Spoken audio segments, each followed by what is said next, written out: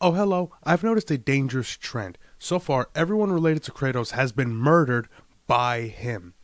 And we're running out of games, and he's running out of family members. So there's not many chances left to prove the naysayers wrong that he can have a family member that he hasn't murdered. Also, sorry this video took a while. I got sick, and then after I got better from being sick, I got sick again. And not as sick, but sick.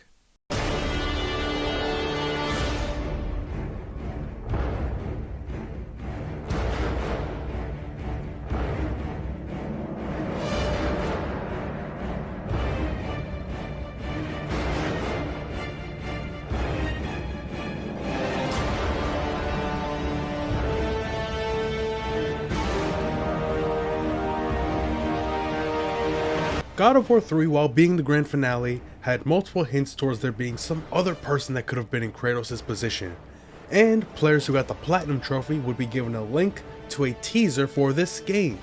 As more people got the trophy, the site would be updated and would show the game's title eventually as God of War Ghost of Sparta. A new PSP spin-off game once again made by Ready at Dawn Studios, this time set between God of War 1 and 2. Now, as dull as I thought it was, Chains of Olympus was not a terrible game by any means. And with this game, not only them having more experience, but they also promised 25% more gameplay, whatever the hell that means, and a slower story that has a lot more going on to it. This is interesting. And right off the bat, you can tell that Ready at Dawn have improved immensely since Chains of Olympus. The environments are much more vibrant and varied. Sure, I'm playing the PS3 version, so it's upscaled, but this game fits alongside the PS2 games almost seamlessly. So, a game set during Kratos' time as a god. Maybe it'll do more to explain Kratos' attitude change between the first two games. But will it do it well? Well, let me do the fucking video and maybe I'll tell you. Kratos is sitting on his throne in a pitch black room, which is nothing like what it looked like at the end of the first game, where he's still suffering from nightmares of his past. But these ones are different. No more visions about family killing, or calling for Ares, or bashing this guy's head into a wall. This time, it's visions of his childhood, and for whatever reason, Kratos feels called to act on these nightmares, despite Athena's protests. It makes sense that Kratos is still holding a grudge for the gods not taking away his nightmares, but how does he know where to go? As far as I could tell, none of the visions are showing him that he just needs to go to Atlantis to find the answer he's looking for. Well, it doesn't matter much because Kratos is attacked by monsters, and as we all know, that means you're going the right way. Eventually, he runs into his mother, who was captive by the gods, or on vacation. What exactly is she doing here? Not that it matters, because she tells Kratos that he needs to go find his brother Deimos, who Kratos thought was dead since they were kids. His mother also seemingly tells Kratos that Zeus is his father. Like, he very clearly has a reaction here, but in God of War 2 he was surprised, or maybe he just didn't fully know, and Athena saying it, like, confirmed it for him. Who knows, because his mother turns into a giant monster that he has to kill, so maybe the whole thing was an illusion. And this is also not helping dispel the myth that everyone related to Kratos was killed by him. Although, it was really cool because it was practically like a recreation of that cutscene from God of War 1 in the bonus features. With her dying breath, Kratos' mother tells him to find Deimos by returning to Sparta to learn the truth of what happened. So Kratos needs to find a way out of Atlantis, which is still being overrun with monsters, and I guess these guards, maybe they're trying to keep Kratos out, I don't know what they're actually doing here. But he's led underground, where he finds a captive Titan. Titan underneath the city. That just seems like a disaster waiting to happen. I mean, some crazy bastard could just waltz in there, fuck with the thing, and sink the whole city. So Kratos waltzes in there, fucks with the thing, and sinks the whole city. But I did get these fire blades, so worth it. Kratos traverses the city as it's being destroyed, where the Gravedigger, who is not Zeus, warns Kratos that looking for his brother would anger the gods. And Kratos doesn't listen because what the fuck else was he supposed to? It's his brother. What else is he supposed to do? So the game takes a while to actually give you the full backstory on what happened to Deimos, so I'm just going to say it now. What happened back in the day, when Kratos and Deimos were kids, is there was a prophecy about a marked warrior that would bring the destruction of Olympus. and Deimos had a birthmark across his whole body. So Zeus sent Ares and Athena to kidnap the child, with Kratos being unable to save him because, well, in a game of rock, paper, scissors, the 13-year-old loses to the gods. That's just how the game works. So Kratos got a full body tattoo in order to honor his brother. I'm not that committed though, I'll stick with the sweatshirt. So the reason Zeus and Athena are probably trying to stop him is because they fear the prophecy, although they never make any attempt to actually convince him. He doesn't care what the gods think of him, and he does not make that a secret at any point during this game that he does not like the gods, does not like being a god, but they just can't grasp that. And now Athena might be trying to stop him because she knows how the game is going to end. We all know how the game is going to end. He's not going to be able to save Deimos, otherwise he would have been in any of the other fucking games. So maybe she's trying to protect him from the reality that he's just not going to be able to save him. But Zeus is just dumb. Kratos eventually manages to get to Sparta, but not before killing the daughter of Thanatos, the god of death. This is where the memory of Deimos' abduction starts to come back to him, and after reflecting on how much he hates himself, he realizes that he needs to go all the way back to Atlantis to enter the domain of death, where Deimos has been presumably tortured since he was like 12. Jesus Christ. Zeus is out here beefing with an actual child. And what else is wild is during this time Kratos would be about 13 years old. So it would already be insane to expect him to win a fight against the invaders if they were mortals. That's a child versus an adult. But they weren't adults, they were gods, specifically war flavored. And now he knows that he had no chance of doing anything to save them, and he still blames himself. What, was he raised in ancient Sparta or something? Kratos finds his way into the domain of death and finds where Deimos is captive. And Deimos is not exactly happy to see him. During Deimos' tantrum, Thanatos shows up and tries to kill Deimos for some reason, I don't actually know why.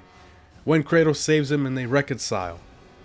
Then Kratos gives Deimos a weapon and... What? I get that Kratos is down to scrap with Thanatos, he's already killed Ares. Hell, he's also killed Persephone. He's just down for fighting people. But Deimos is still mortal. A strong as fuck mortal to be able to fight after what he's been through. But fighting the god of death? Anyway, Deimos dies. Which makes this the first death in the family not... well, caused is a strong word.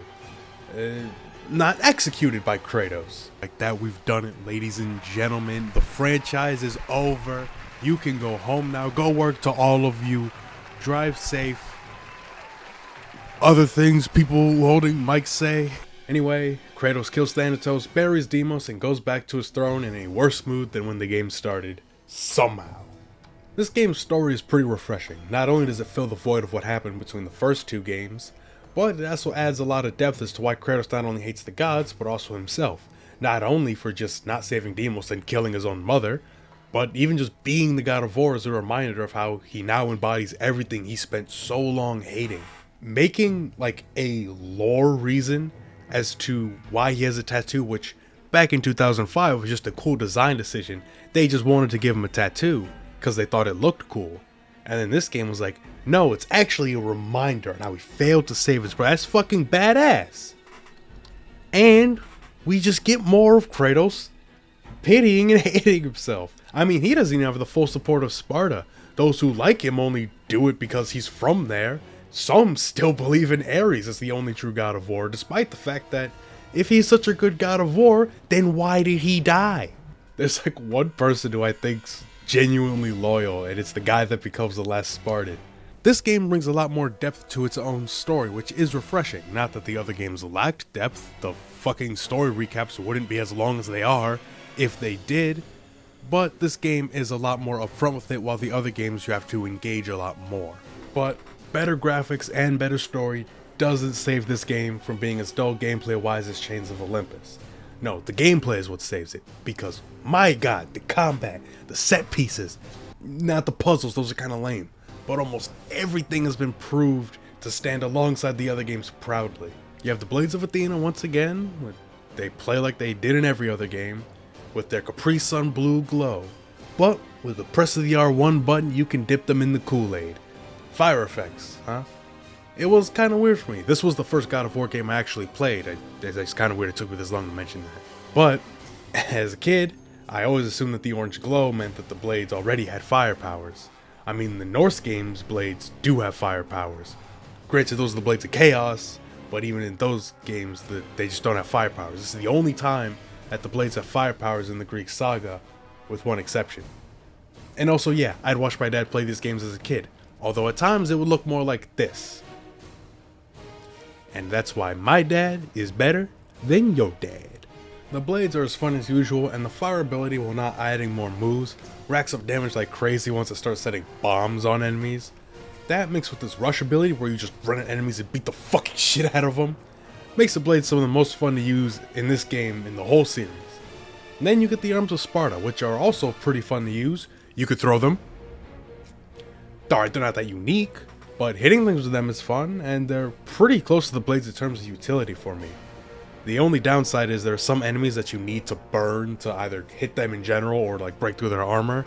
And as far as I'm aware, there's nothing that the Arms of Sparta can really do for that.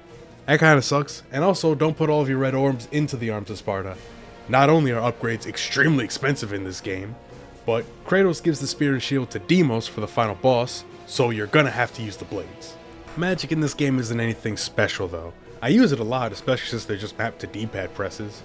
But there's nothing that I'm like, man, I can't wait to get this ability. You have the Eye of Atlantis that shoots out electricity and can keep stunning enemies after the shot is done. The Scourge of Erinys, which is like the Wrath of Charon from Chains mixed with Kronos' Rage and how it locks onto an enemy and hits it for chip damage. Although this does extract green orbs, so just spamming them could be a good way to get some health back. And the Horn of Boreas, which can freeze enemies, but it doesn't. Like I said earlier, the puzzles are also pretty bare bones, just like push the thing over here or put the body on the button. I don't need all the puzzles in every game to make me think hard, but when they're this simple, it makes you wonder why even bother. There also aren't that many bosses, and some of the enemies are just ripped from Chains of Olympus with a new cone of paint, which is usually fine, but there's just already not that many enemies in this game to begin with. But cutting them up is as fun as usual, making this game that is well worth playing along the other games. It is a huge improvement from Chains of Olympus. It's a little bit longer, but not too much, still a very short experience, and there's a lot of post-game content and extras that you can unlock. Maybe part of the reason why that so many of the upgrades are so expensive is because they want you to do multiple playthroughs. I don't know, I didn't make the fucking game. But just one playthrough, it is still a very good time. Probably top 3 of all the games we've looked at so far. And that's saying a lot, because God of War 2 and 3 are really good, and so is God of War 1. So to put it above God of War 1 means it must be pretty fucking good, which it is. So don't skip this one. This one's important. Play it. We are rapidly approaching the end of the God of War marathon, but it's been a while since Sonic has made me reconsider my passions, and since the last Sonic game gave me appendicitis— that's not a joke, I actually had to go to the hospital after editing that video because my appendix was trying to kill me. I need to cleanse my palate with Sonic and the Secret Rings. Who knows, maybe this game will give me a kidney stone!